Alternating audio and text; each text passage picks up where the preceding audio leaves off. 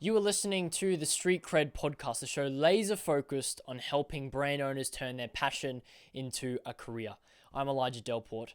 Today, I've got my tea and we're talking about the topic of podcasting. I'm sure you're wondering, why are we talking about podcasting in the fashion space? I mean, you're a streetwear brand. So what does podcasting have to do with selling clothes? Well, funny enough, actually a lot. And so my objective with this episode is to tell you a bit about the benefit of podcasting as a streetwear brand, how you might go about it, who's already doing it well, how they're doing it, and how you can do it, how you can start your own podcast today really efficiently, effectively, and without breaking the bank or the time bank, because that one's important too. You wear many, many hats as a streetwear brand. And so why not start by going to the top? I love going to the top when sharing the little knowledge I have in the world of fashion because it's going to the top for me is evidence enough for something being like proof of concept, if that makes sense. And so what I mean by going to the top is who in the industry is doing the best.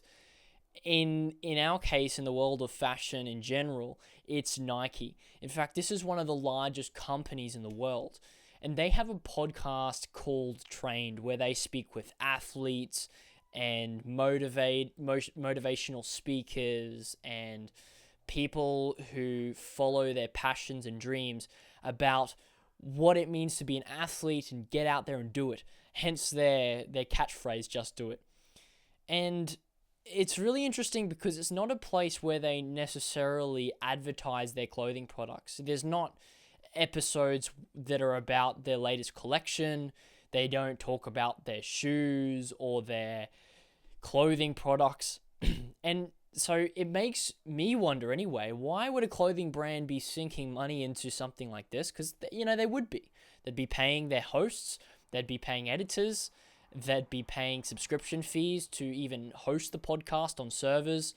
They'd be spending lots of time like recording the episodes, messaging guests and invitees, and and probably at times paying invitees as well and paying guests. So, why? Like, there's no company sinks time and money, resources into something that isn't going to have a positive ROI, positive return on investment, even indirectly. So it makes me question, why would Nike be doing this? And I think it comes to a very important buzzword in our current streetwear landscape, and it's the word community. It's linked to building community. And the reason is because like-minded people gather around a like-minded idea. Any example we have of great communities in society, they all have a central idea. Mind you, the idea between each community is different. However, that is the common string, is the fact that they do have an idea. For example, Christians, they are unified around the idea of Jesus Christ and all in the lifestyle he lives. Or even Islamic people, they follow Allah, and that is their central idea. Or even look at your family, that's a community. We have lots of there's lots of people and lots of the families, they're united by a family culture. So these are all of the greatest the greatest examples of communities we have. Nike's recognize that and say, hey, we need an idea behind our brand too. And it's no good just having an idea written on a piece of paper stored at the bottom of someone's desk or on a file on someone's computer inside of the Nike company. It actually has to get out to the world and externalize itself in order to build a community around what we're doing. And so that's why they have a podcast. They do exactly that. Their idea is about what it means to be an athlete. And so they're defining the idea of athlete. They have a little asterisk on athlete, and I think it's Nike who says anyone who has a body is an athlete. That's how they define it. And so that's their whole brand messaging. Like, I'm using the word idea. You can interchange that with brand messaging or brand identity. What is the message, the lifestyle, the ethos, the identity behind your brand? That is how you build a community by externalizing that. So that's the benefit of having a podcast. Now, let's go one step deeper. What's the benefit of having a community? Well, I talk about this topic a lot on the Street Cred show, and the business benefits of community are loyalty, increased lifetime customer value, decreased customer churn. Many brands suffer with fluctuating sales from drop to drop, or the fact that they have many one-time buyers that come through and they go out the next drop. Well, building a community allows you to accumulate a customer base. Like there's that word, accumulate, which means you're building on top of every single time. And that means instead of sales fluctuating, they're exponentially increasing. So I could go into that. Community is not the point of this episode. The point of this episode is that there is space for podcasting in the fashion world. I think it's I don't think it has been explored to the extent it could be yet. And there are some people at the top who know about this, right? Nike knows about this, and that's why they have a podcast. It's no reason that they're sinking time and money into it. So I hope by that point that you understand the benefit of having a podcast. Now, the next question is, what would you even talk about if you had a podcast? Because again, as I mentioned earlier, Nike isn't hopping on an episode and talking about their clothing. Here's our latest shoes. Here's a new hoodie that you can buy. Although you could probably integrate ads into that. If you have a 20-minute to an hour episode, as podcasts usually tend to be, you need some substance.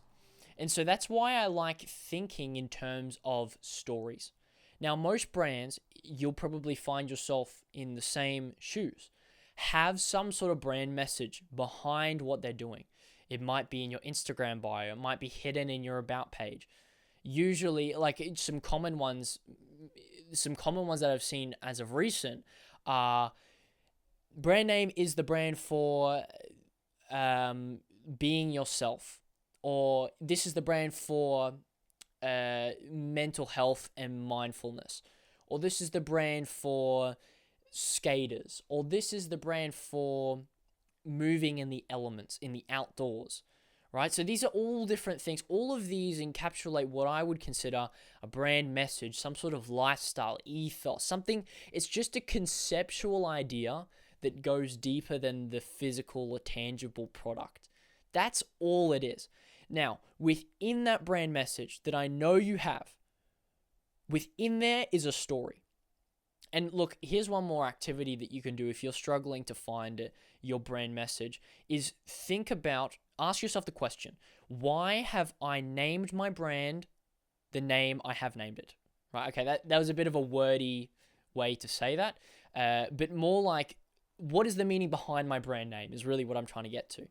And so Nike, again, coming back to this example, Nike's brand, the word Nike, I'm pretty sure, is a Greek goddess. And it's the goddess of victory, right? And so that, you could, if say that you named your brand Nike, you could say, well, I named this because it's goddess of victory. And that relates to the brand because it's all about being victorious in challenging situations. And so there you go. There is your brand message. So why have you named your brand the name you have? Okay. So now you have your brand message and you understand a little bit about what your brand identity is, even if you haven't expressed it much yet. What you want to do is turn it into a story by catastrophizing it. Now, what do I mean by that? I mean by thinking of the worst case scenario if your identity or brand message didn't exist in the world, or the opposite version of it. And so an example of that would be for Nike's messaging of getting out there and doing it and taking on challenges and seeing victory. The question I'd be asking is, what does a world look like without victory? In other words, a world with failure. It'd just be like that. People would be depressed. There'd be no need to strive for anything. And what else? Failure. I can't think of anything else, but you get the idea. Sit down for 5 minutes and think about what is the opposite version of that messaging. And so now what you have is a conflict. And so the reason I like to catastrophize the message is to get infuse the message with conflict, because in every story there's two most basic elements. It's conflict and resolution. If you have those and nothing else, I believe you still have a story. And so if you have this idea of, just say, about victory in challenging situations, and you infuse it with failure, well, now you have a story. You have a conflict, and having a conflict implies that you also have a resolution. Or not necessarily, but in this case, yes. So what you do, okay, what's my point with doing an activity like that? Well, now that you have your conflict, that becomes the conflict for every story you tell. Every single story you tell from now on, that is the central conflict. Now, that manifests itself in different ways. It has different forms and themes. The details differ. However, that is the central conflict to everything. You'll notice that in every story that Nike tells, it's pretty well always about having a challenge that poses or threatens some sort of failure, and then the resolution is overcoming the failure with victory, sportsmanship victory, right? That is the story for everything, every single story they tell. That is the central conflict. So you can see how you can apply this to your brand. Okay, let's bring it back to podcasting. How does this relate? Well, now you go out and find the people in your niche who are creators who somehow relate to your brand messaging and your brand story, and you talk about that very conflict with them. Who are the people that have faced that conflict? What are their stories? What's their life story? How do they overcome that conflict? And so it's a really easy way to create stories in a place where it was just a concept, an idea. Now you have something of substance that you can talk about for 20 minutes or an hour once a week. Now, that's one approach to go about it. Another way is if you have a very specific niche around your brand, like a lifestyle niche, like skateboarding or creativity, artist, if it's based in sport, like a specific sport, or if it's, what other things could it be? If it's to do with design or some sort of form of status, like, high status, fast cars. Simply, like, this is very easy for people like you, because all you need to do is find creators who already have an established audience in that niche on that topic. They don't have to have anything to do with fashion or anything to do with your brand. However, you can have conversations with them on their podcast, or on your podcast, sorry, and what you're going to do is attract people who are interested in that concept, in that lifestyle, who embody that themselves or live that out themselves, and they become your core customers. And now this is coming back to the benefit of having a podcast. The reason you do that and the reason that is beneficial is because attracting people that are interested in the messaging or identity behind your brand before you attract them to your product means that you will retain them much longer. Because we as humans buy because of identity, and we buy into the brand before we buy the product. You'll notice that people will find themselves loyal to either Nike or Adidas. Usually they won't be to both. But what they'll do is they'll buy for brand before they buy for product. And so, for example, I might, continuing on this string of the Nike example, I might consider myself very loyal to Nike. I actually got some Nike shoes behind me, right? And so in my mind, when it comes to sporting shoes or sneakers, I only buy Nike shoes, for example. Now that I've chosen the brand, only then will I choose the product. So now I'll go through the Nike collections and say, oh yes, I'll prefer this one over this one. But very rarely do people pick, I'll do this brand over this brand. Most usually it's within the brand that people say, I'll pick this product over this product.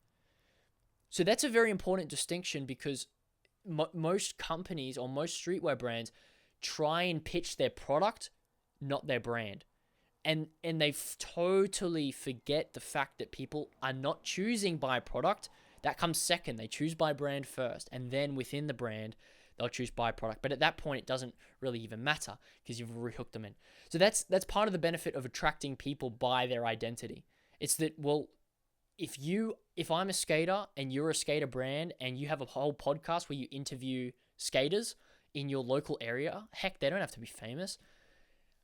I'm going to be loyal to your brand 100% because your brand now represents that idea of skaters and the lifestyle behind it. And so if I consider myself a true skater, well, that is the brand for me. And so then I will go into picking the product.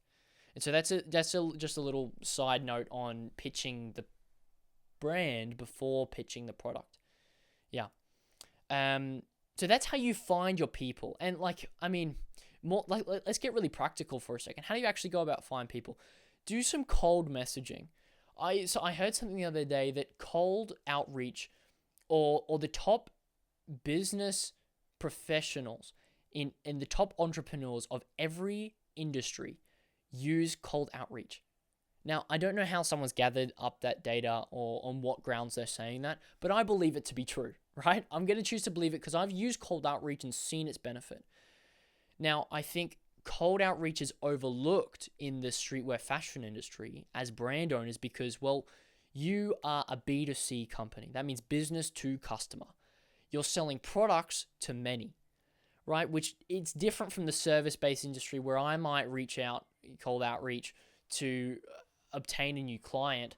You might not necessarily do that because one customer is not worth that much. However, cold outreach can be used in different ways other than just making sales or indirectly making sales. For example, if you wanted to get some influencers on, you can do some cold outreach. Send some messages to some niche creators within your niche community, right? That's one way.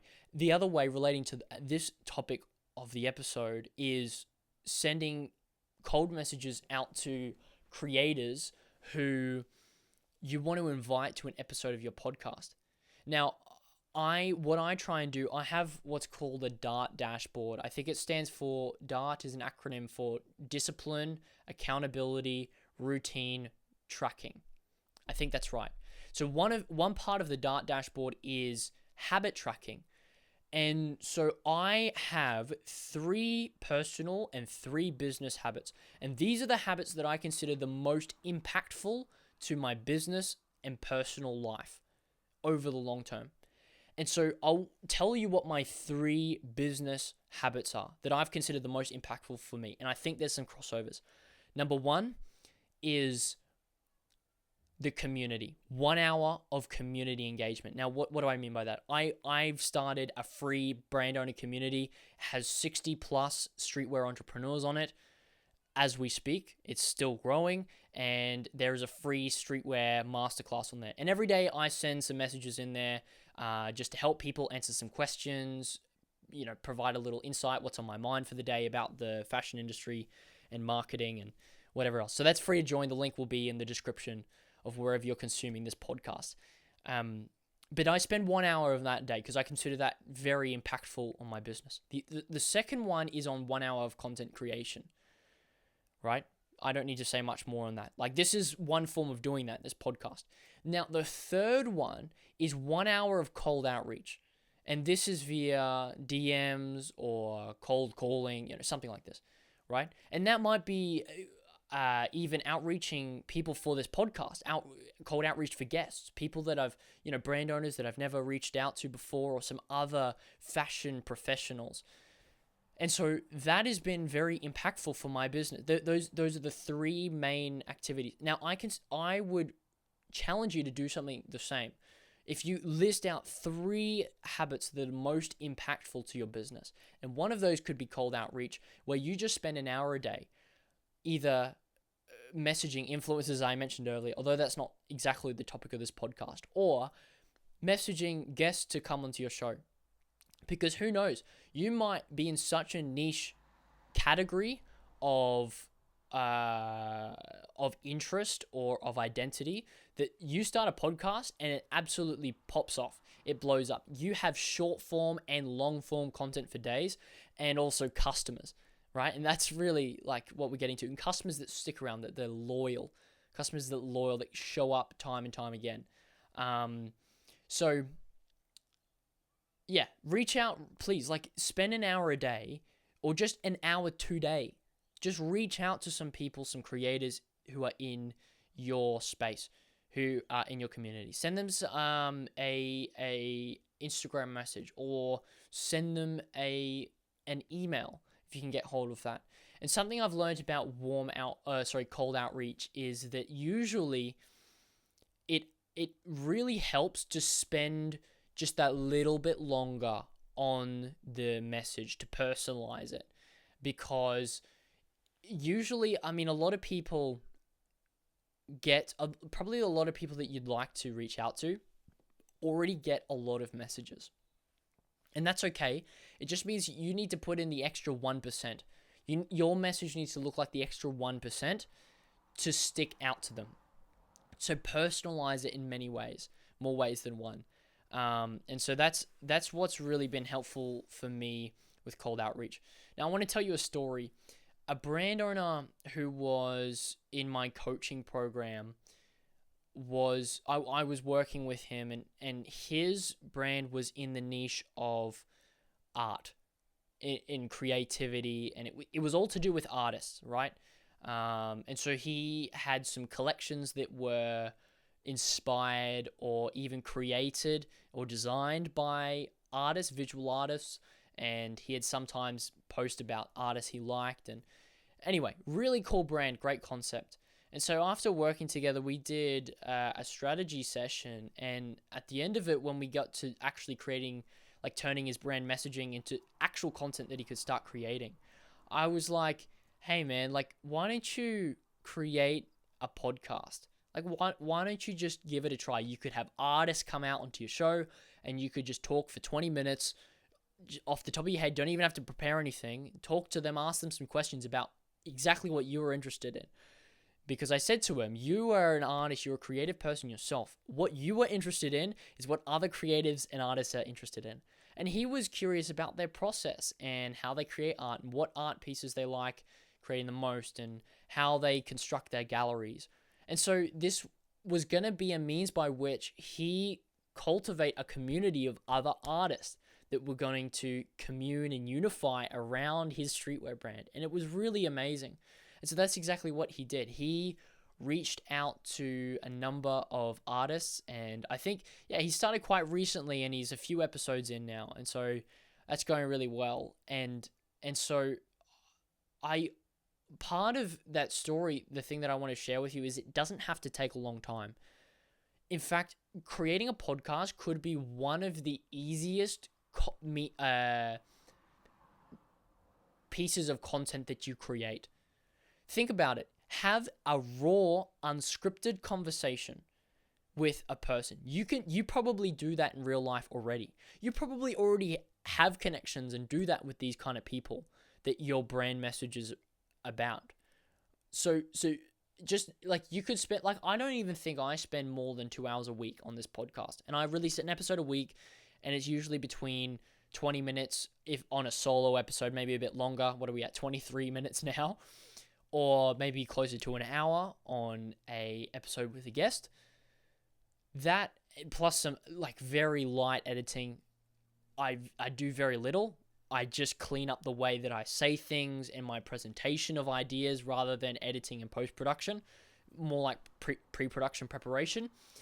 And then just some cold outreach, as I said, like that's part of my daily routine. Like it doesn't take long at all. And so this could be an amazing way to really build a community around what you're doing. I'll share one last story with you to wrap it up. And it comes from a friend of mine. He was sharing, or he was following, he's not super into fashion, but he was interested in one of the brands that I'd worked with some time ago. So he started following the brands because, we chat about our work and every now and then. But he followed the brand for his own personal interest. And they were really great because they had this Japanese niche. That was their niche. It was Japanese culture, Japanese style clothing, or Japanese style streetwear. And so that was their whole brand identity and messaging behind what they were doing as well. Here's the problem my friend had to unfollow this brand after a few months. And I was curious because, of course, I mean, I'm working with brand owners all the time. If I get a little insight from one of their followers about what is going on in the mind of the audience, well, that is valuable information. So I asked him, just curious, what made you unfollow the brand? And he said this very interesting thing. He said, I like their clothing. However, it gets boring. It still gets boring. Just seeing collection after collection, clothing, piece after piece. And I was like, you are so right, my friend. Even though you may like something, it still gets boring after some time. And that's why you need it to be diverse, evolving. That's why companies are always like I always think about lolly companies. You may have like your favorite piece of confectionery in the world. That company will still come out with new flavors every single month, 12 times a year, maybe even more than that. And the reason they do that is to keep the people, that even those, especially those that love their brand, interested, because it needs to continue evolving. And so the question is not what new product can I come out with? The question is more so, what kind of content can I post that retains my audience in a different way than just the product posts? And so I can almost guarantee if that Japanese streetwear brand could have posted more about Japanese culture, told some stories, diversified their content, my friend would have stuck around for longer. This is one of the benefits of starting a podcast and even using some of the short form content of your podcast on Instagram, for example. It's that you are able to retain your audience for longer amounts of time. That's to say that your follower churn rate decreases. Okay, but followers aren't everything, Elijah. How does that correlate to sales? Here's how. If for example, if my friend stuck around for double the time that he did, like let's just say he was following for 3 months. Let's say if that Japanese streetwear brand had started posting some diverse storytelling content, he might have stuck around for 6 months instead. Now, how many more clothing drops are in 6 months versus 3 months? Let's just say it's exactly double, all things being equal. And let's just say they're doing roughly 1 a month. So say instead of 3 clothing drops, there's 6. That's an extra 3 opportunities to buy from their clothing. And again, all things being equal, you double the retention of a customer on Instagram, you double their lifetime customer value. That's real money. That's tangible resource. And so this is some of the benefit of starting a podcast, of retaining your audience, and at the end of the day, cultivating a community and retaining your customers. The brand at the top of all of us is doing it best. Nike. Have a listen to their podcast. It's called Trained. Get some tips from them. But if I can give you some main takeaways to summarize this episode, it would be to first, define your brand message. Go ahead and ask yourself, what is the meaning behind my brand name? Or what have I written on my about page or Instagram bio about some sort of conceptual idea or lifestyle ethos, identity behind the clothing product? So that's question number 1. And then number 2, catastrophize that brand message in order to create a story. Give the brand message its conflict to find stories. Find people who have lived that conflict out and talk to them on your show. Or alternatively, or as well as, simply find people in your niche lifestyle and just have conversations with them about exactly what they want to talk about. You'll get a real richness in content from something like that. And ultimately, this is going to help you cultivate a community around what you're doing, increase your customer lifetime value, increase customer retention and audience retention. And this is going to, this is one of those things that is simple to implement and has the potential to dramatically increase your revenue in the short term and especially in the long term. So give it a try out yourself. Think, what would my podcast be? Okay, that's all from me. please let me know if you if I've inspired you to start a podcast in this episode. Send me an email at lige@elijahdelporte.com. That's LIJ@elijahdelporte.com. Please, my inbox is always open. I'm really excited to hear what might come from this and have a listen and maybe even give some feedback if I have anything to say. But look, if you are a passionate brand owner who's currently working a day job, I have something for you that you're probably going to find interesting and mostly valuable to your increasingly your growing streetwear brand. And it's that I have a free community on School that I've started. I mentioned it earlier. It's called Streetwear 365. And all it is, it's a space helping you, dear streetwear brand, turn your passion into a career. Very simply, that's what it is. And so if you're looking to quit your day job, if you dream of handing in your resignation, quitting that 9 to 5, working on your streetwear brand 365 days of the year, full time, then it's for you to join. It is 100% free, totally free, and you can do so via the link in the description. And look, I'll even tell you this, upon joining, there's a bit of a surprise for you. I have a free streetwear masterclass inside there. And it teaches you everything that I know, everything that I've gone through with my clothing brand coaching clients. Exactly what I do with them, it teaches you so you can do it by yourself. Everything. And I don't know gatekeeping. I'm a big fan of no gatekeeping. So it's all there. It's 100% free. So like I said, I mean, it's a no-brainer offer. There's no reason not to join. So again, go to the link in the description and go ahead and join up to the community and join the 60 plus other streetwear entrepreneurs who are currently killing it. All right. Well, I will see you next week for another episode. Thank you for listening.